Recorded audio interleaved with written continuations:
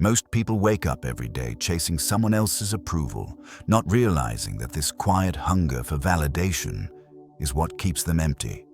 You look for love in faces, in messages, in attention, but not in the mirror. And that's why you feel drained. Because real peace doesn't come when someone chooses you. It begins when you finally choose yourself. Stoicism teaches that self-love is not luxury, it's discipline. It's not saying, I'm perfect, but saying, I'm responsible for how I live. In a world that profits from your insecurity, loving yourself first becomes an act of rebellion. This isn't about ego, it's about freedom, the kind that can't be taken away. Today, we'll uncover 8 Stoic habits to finally love yourself without needing anyone. To rebuild your inner peace, your self-respect, and your power. Comment below. I choose self-respect over approval. 1. Start each morning with discipline, not distraction. Every morning is a new lifetime, and yet most people waste their rebirth within the first 5 minutes. The moment the alarm rings, their first act isn't gratitude or awareness. It's reaching for the phone, diving straight into noise. They scroll through chaos, compare their lives, and call it waking up. But what you do in those first 10 minutes determines whether you'll lead your day or your day will lead you. Here's a truth the Stoics knew well. You can't love yourself if you abandon yourself at sunrise. Marcus Aurelius began every morning reminding himself of the same lesson. You have power over your mind, not outside events. He understood that mornings are sacred, that how you begin shapes how you endure. While others sought comfort, he sought clarity. We've been taught to think that self-care means indulgence. Soft blankets, coffee, and comfort. But the Stoics saw it differently. Real self-care isn't soothing your weakness, it's strengthening your will. It's waking up and saying, today, I won't let the world enter before I meet myself. That's not punishment, that's power. The first 10 minutes of your morning are the foundation of self-respect. Every time you choose focus over distraction, you teach your mind who's in charge. Every time you delay scrolling, you remind yourself that peace isn't found in noise, it's built in silence. Try this tomorrow. When you open your eyes, sit up. Don't rush. Feel the air moving in and out. Ask yourself one question. What depends on me today? Write down 3 answers. Small, human, real. Maybe it's your attitude, your effort, your honesty. Then spend a minute breathing, 1 minute stretching, 1 minute remembering that your life is happening now, not on your screen. This simple ritual is where self-love begins. Because love without discipline is dependency. Discipline is what transforms love from a feeling into a foundation. The Stoics didn't chase comfort.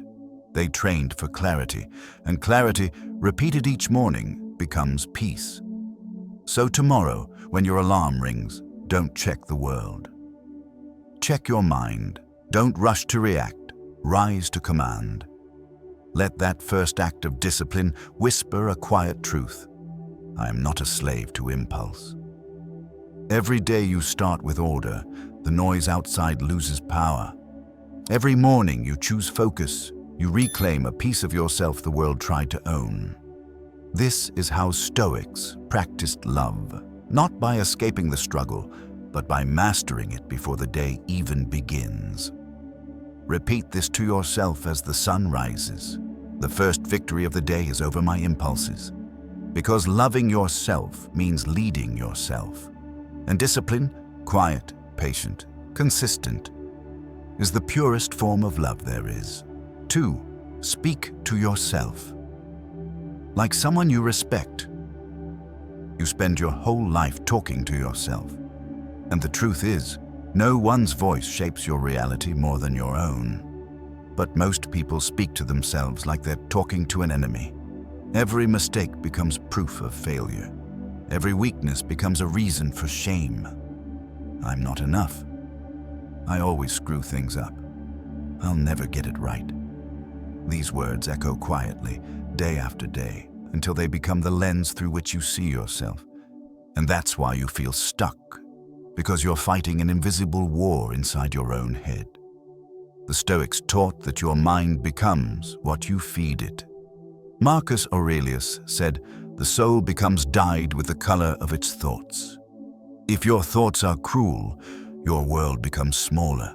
If your thoughts are steady and kind, your spirit expands. Epictetus reminded his students that we can't control what happens to us, but we can control the story we tell ourselves about what happens. And that story begins with language. The way you talk to yourself in private determines how you face life in public. Self-love, through the Stoic lens, isn't repeating feel-good phrases you don't believe. It's not pretending everything's fine when you're hurting. It's about speaking to yourself with honesty, discipline, and compassion at the same time. It's saying, yes, I made a mistake, but I'm still worthy of respect. It's reminding yourself that pain is part of training, not proof of failure. Because the words you choose are not harmless. They are instructions to your mind about who you believe you are. So from today, practice talking to yourself like someone you're responsible for. When the inner critic whispers, "I'm failing," answer with, "No, I'm training." When it says, "I'm weak," respond, "I'm learning resilience." When it sighs, "I'm lost," remind it, "I'm finding direction." Notice how different that feels. Not delusion, but direction. Every time you reframe your words, you redirect your life. Here's a simple Stoic exercise. Every morning, write down 3 statements that reflect respect for yourself. I'm not behind, I'm becoming consistent. I'm not broken, I'm rebuilding. I'm not small, I'm learning to stand tall. Read them out loud, slowly. Let the sound of your own voice become your ally, not your adversary. Because your brain records repetition, not reality. And that means you can reprogram your inner world at any time. Understand this, you teach others how to treat you by how you treat yourself. If your words are always cruel, the world will echo that cruelty. But if your inner voice becomes calm, clear, and self-respecting, others will feel it too. Not because you demand respect, but because you embody it. So, speak to yourself like someone you're learning to love. Be firm, but never harsh. Honest, but never cruel. And every time your old voice tries to drag you back, pause and repeat this truth. My words build me, not break me. Because the first step to loving yourself isn't changing how you look or what you achieve. It's changing how you speak when no one else can hear. 3. Build boundaries without guilt. You cannot love yourself and betray yourself at the same time, yet that's what most people do. They say yes when their heart screams no. They overextend, overexplain, overgive, and call it kindness. But there's nothing kind about abandoning yourself to please others. Real compassion includes you too. We're taught that setting boundaries makes us selfish, cold, or difficult. But the truth is, boundaries are not walls. They are doors with locks that you control. They don't keep love out, they keep chaos out. They protect your time, your energy, and your peace, so that when you give, you're giving from choice, not exhaustion. The Stoics understood this long before self-care became a word. Seneca wrote, "Associate with those who make you better." It's a reminder that who you allow near your mind is who you allow to shape your soul. If you feel drained after being with someone, that's not connection, that's consumption. Some people feed your fire, others steal your oxygen. A Stoic learns to notice the difference and to act, not react. Because peace is not something you find, it's something you protect. Building boundaries begins with permission. The permission to honor your limits without guilt. When you start saying no, guilt will show up first. It always does. It's the ghost of your old self, the one who thought love meant sacrifice, who confused approval with worth. But guilt fades when integrity grows. The more you practice boundaries, the quieter that guilt becomes, and the louder your peace gets. Here's the Stoic reframe. Saying no isn't rejection, it's alignment. It's choosing what serves your higher self over what satisfies someone's temporary comfort. When Marcus Aurelius wrote about self-control, he wasn't just talking about avoiding anger or temptation. He was talking about preserving the mind from unnecessary entanglement. He knew that every yes carries a cost, and wisdom is knowing which costs are worth paying. So ask yourself this: how much of your stress comes from things you agreed to out of fear? How much of your fatigue is from trying to keep everyone else comfortable while ignoring your own boundaries? The Stoic answer is simple. You can't control how others react, only whether your actions align with your principles. Try this practice today. Write down 3 things you will no longer tolerate. Not out of pride, but out of respect. Maybe it's constant complaining, emotional manipulation, or the pressure to always be available. Then write 1 new rule. I will not apologize for protecting my peace. You'll notice something incredible. When you start guarding your energy, the right people stay and the wrong ones leave. That's not loss, that's clarity. Because people who truly love you don't need to drain you to feel close to you. So don't feel guilty for setting boundaries. Feel proud, because every time you say no to chaos, you're saying yes to self-respect. And remember this Stoic truth: peace is not given, it's protected. When you start protecting yours, you'll finally understand. Self-love isn't selfish, it's sacred. 4. Detach from people who confuse affection with control. Not everyone who says they love you actually loves you. Some just love the way they can control you. How easily your emotions bend to their approval. How your peace depends on their presence. And when you start to pull back, they call you distant, cold, or selfish. But the truth is, you're not pulling away from love. You're pulling away from manipulation disguised as affection. The Stoics taught that attachment built on dependency is not love, it's captivity. Marcus Aurelius wrote, "Love only what happens to you and what was destined for you." He wasn't talking about romance. He was talking about freedom. True love, through the Stoic lens, doesn't chain your emotions to another person's behavior. It allows both people to stand tall on their own feet, connected but not confined. Yet most of us mistake intensity for intimacy.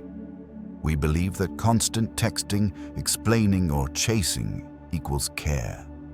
But when you're always proving your worth, you're not in love, you're in bondage. The Stoics would tell you, what's truly yours doesn't require begging, and what requires constant chasing will eventually destroy your dignity. Detachment doesn't mean you stop caring. It means you stop carrying what was never yours to hold. It's the ability to say, I wish you peace, but I will no longer sacrifice mine for yours. That's not coldness, that's clarity. It's knowing that love without respect is a slow kind of death. We often think letting go means losing, but sometimes it's the only way to find yourself again. When you detach from someone who confuses control with care, you reclaim your ability to think clearly, to feel deeply without being consumed, and to give love freely without needing it. Returned in a specific way. That's the essence of Stoic love. Active, steady, unshaken by chaos. Try this. For 3 days, practice what the Stoics called the discipline of observation. No messages, no checking their updates, no chasing closure. Simply observe your thoughts when silence replaces contact. You'll notice the addiction to reaction, the urge to reach out just to feel seen. That's the part of you that needs healing, not another apology from them. In that quiet, something powerful happens. The fog clears. You realize you never needed their permission to be whole. You only needed distance to see that their affection was conditional, but your peace doesn't have to be. When Seneca said, "We suffer more in imagination than in reality," he meant this moment. The fear of what happens if you finally walk away. But freedom doesn't come after you detach. It begins the moment you decide to. So remember this truth. Love doesn't control, and peace doesn't beg. If someone can't love you without owning you, let them go, with calmness, not anger. Because walking away in silence isn't weakness, it's wisdom. Repeat this as your affirmation. I choose peace over attachment. That is the Stoics' way of loving, freely, wisely, and without losing yourself. 5. Honor your promises to yourself. You've broken more promises to yourself than anyone else ever has. And that's why you don't fully trust your own strength anymore. You say you'll start tomorrow, you'll rest, you'll stop answering messages from people who drain you. And yet, you don't. Every time you break those small commitments, something inside you grows quieter.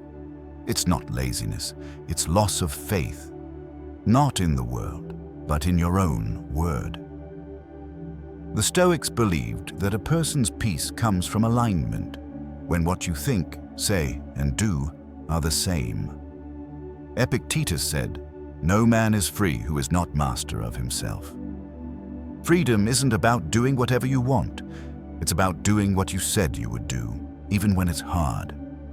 That's the purest form of self-love, not indulgence, but integrity. Think about it. If someone constantly lied to you, you'd stop trusting them.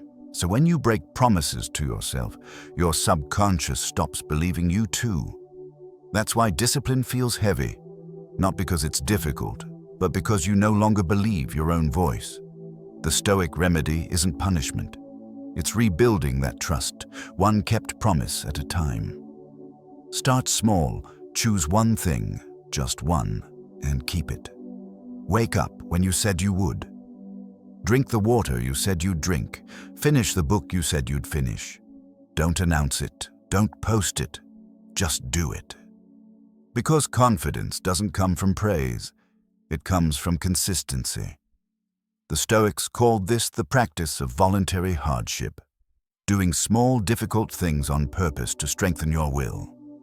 Seneca slept on the floor some nights, not because he had to, but to prove that comfort didn't own him. When you keep promises to yourself, you're doing the same thing, showing your mind who's in charge. The goal isn't perfection, it's congruence. When your actions match your words, your soul relaxes. You stop chasing external approval because you already have internal respect. That's the kind of quiet power no one can take from you. So the next time you feel lost or unmotivated, don't add more goals. Just rebuild one kept promise. It could be something as simple as, "Tonight I'll go for a walk." When you do, you'll feel a subtle shift. Pride, not from outcome, but from alignment. That's the feeling of coming home to yourself. Marcus Aurelius reminded himself every morning, if it's endurable, then endure it. Stop complaining. That's not about stoic coldness. It's about remembering that every act of discipline is an act of self-respect. So, write this down and repeat it each morning. I trust myself because I keep my word.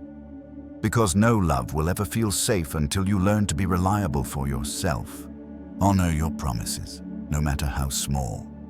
Each one is a brick in the foundation of your freedom and the truest form of love you'll ever know. 6. Replace comparison with gratitude. There's a quiet poison that seeps into your mind every time you scroll through someone else's life.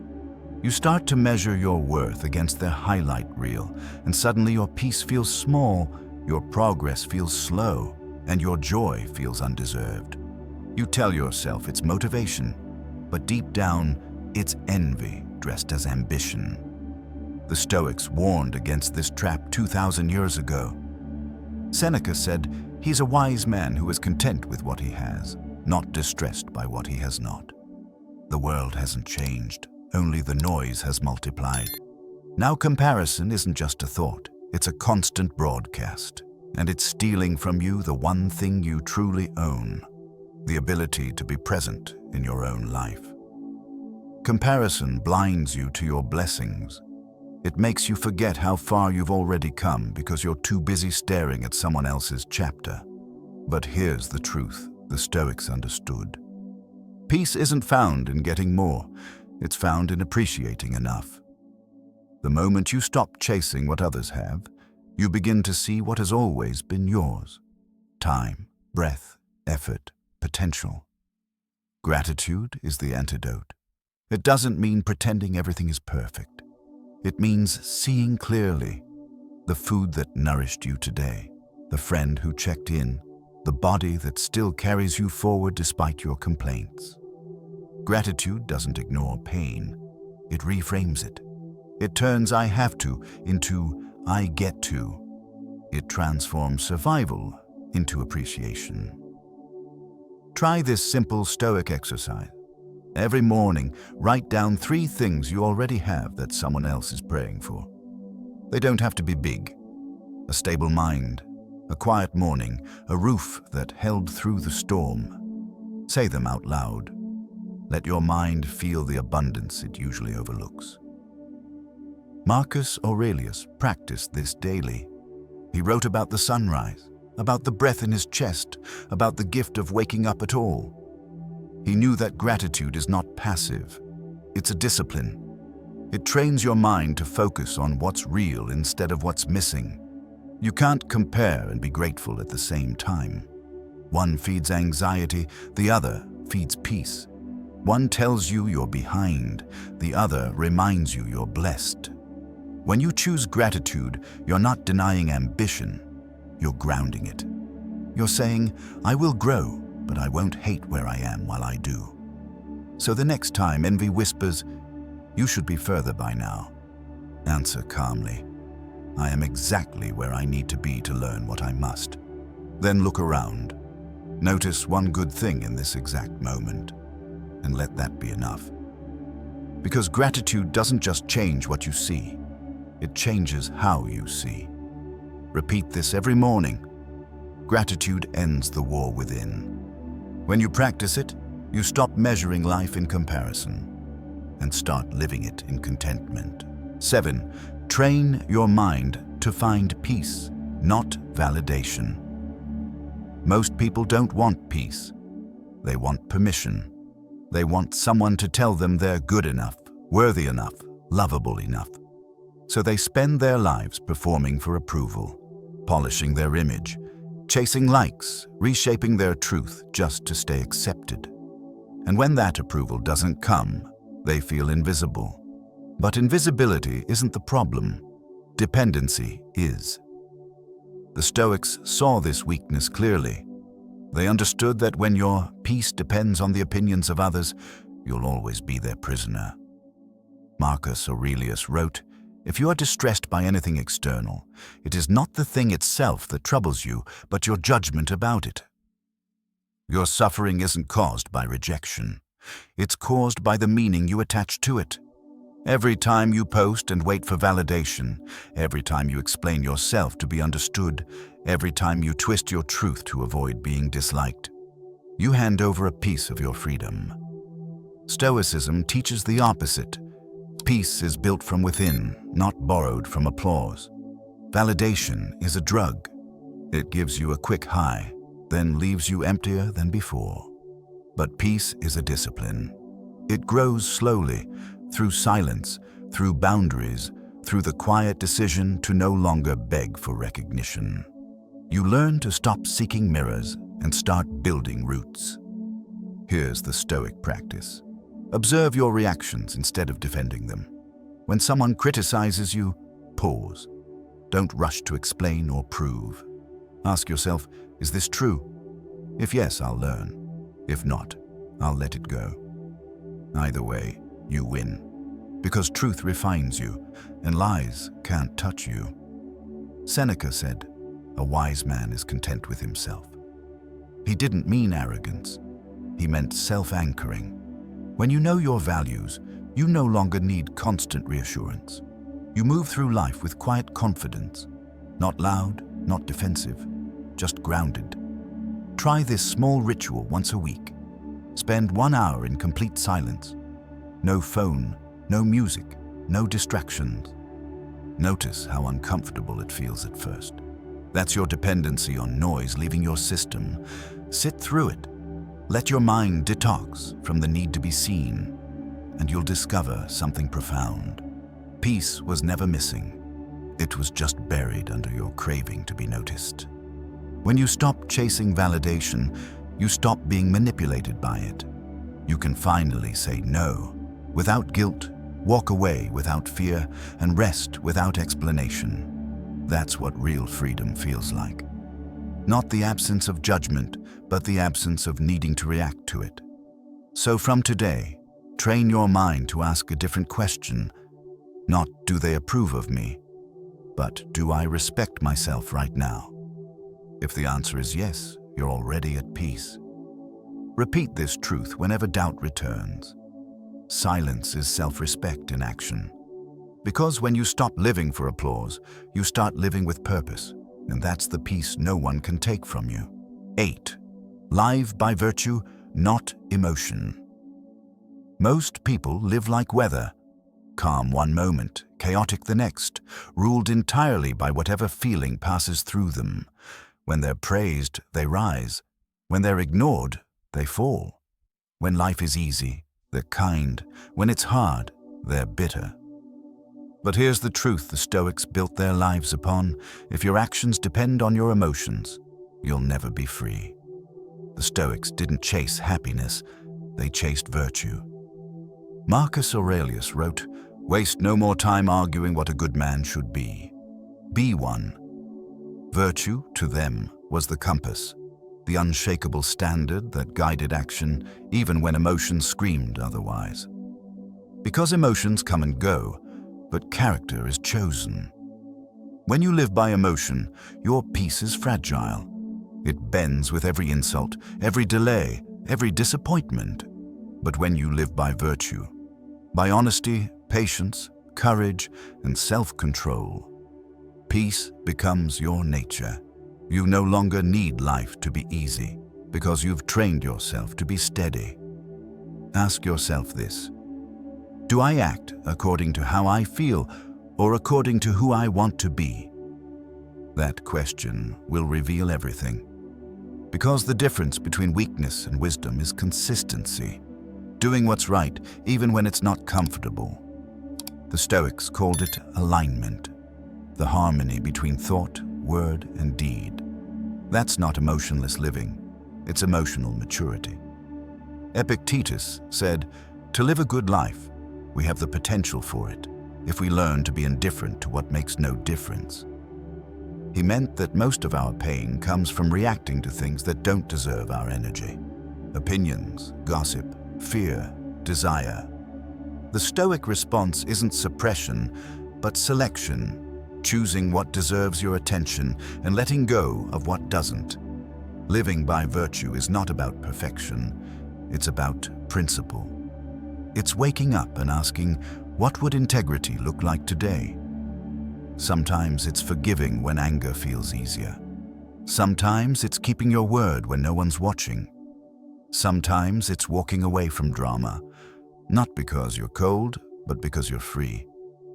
Try this nightly ritual the Stoics used. Before sleep, review your day.